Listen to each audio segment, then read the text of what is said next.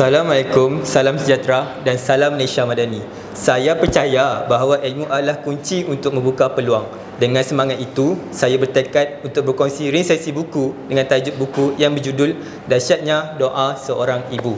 Tak kenal maka tak cinta, kata aluan perkenalkan diri. Suka saya mengenakan nama dipinta, Afiq Syukri nama yang diberi. Saya Muhammad Afiq Syukri bin Hasmadi, pelajar tingkatan 5 Sekolah Menengah Teknik Tuanku Jaafar. Suka untuk saya perkenalkan penulis bagi buku yang hendak saya resensikan sebentar lagi. Syamsuddin Nor adalah seorang penulis dan sastrawan Malaysia yang dikenali dengan karya-karya yang mengangkat tema kemanusiaan dan nilai-nilai moral. Beliau telah menghasilkan pelbagai genre karya termasuk novel, cerpen dan puisi. Beliau mempunyai latar belakang pendidikan yang kuat dalam bidang sastra dan linguistik. Selain menjadi penulis, beliau juga terlibat dalam bidang pendidikan dan perkhidmatan awam. Antara sumbangan penulis ini, Syamsuddin Nor banyak menyumbang kepada dunia penulisan di Indonesia dengan menghasilkan karya yang memberi inspirasi dan mendidik masyarakat tentang nilai-nilai kehidupan. Hadirin, tiba masa yang dinanti-nantikan. Saya ingin mengulas serba lanjut tentang kandungan buku ini.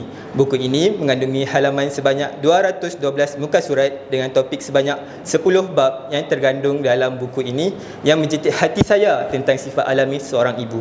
Dahsyatnya Doa Seorang Ibu. Karya Syamsuddin Nor adalah sebuah buku yang mendalam tentang kekuatan spiritual doa seorang ibu dan bagaimana doa-doa tersebut mampu mempengaruhi kehidupan anak-anaknya dalam pelbagai aspek.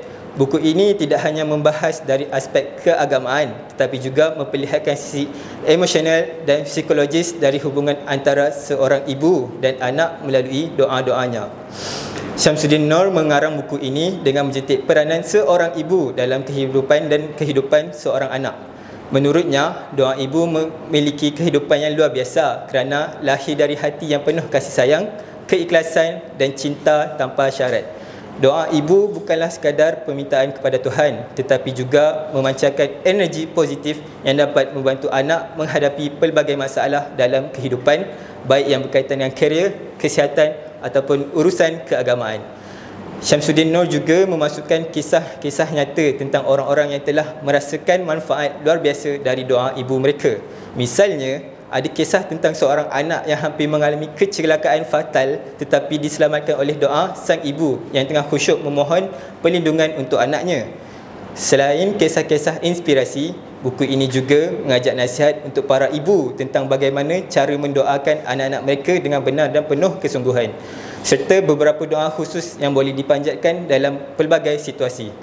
Bagi anak-anak, buku ini juga menjadi pengingat untuk lebih menghargai ibu mereka, terutama dalam hal mendengarkan nasihat dan mendoakan ibu mereka sebagai balasan atas doa-doa yang tak pernah diputuskan kepada mereka. Secara keseluruhan, Dahsyatnya Doa Seorang Ibu adalah buku yang syarat dengan nilai-nilai keagamaan dan moral yang kuat serta menjadi bacaan yang menginspirasi bagi sesiapa sahaja yang ingin lebih memahami pentingnya peranan doa seorang ibu dalam kehidupan anak-anaknya. Buku ini mengajak pembaca untuk bersyukur dan menghargai keberadaan ibu sekaligus memotivasi mereka untuk selalu menjaga hubungan yang baik dengan orang yang tua, terutama ibu yang doanya begitu berharga dalam membentuk masa depan anak-anak. Akhir kalam, saya ingin mengucapkan setinggi penghargaan buat guru-guru dan pihak pengurusan kerana memberi kesempatan kepada saya untuk memeriahkan lagi pertandingan resensi buku ini. Setiap pertemuan pasti ada perpisahan. Saya ingin mengakhiri ucapan ini dengan kalimah wabillahi taufiq wal hidayah. Assalamualaikum warahmatullahi wabarakatuh.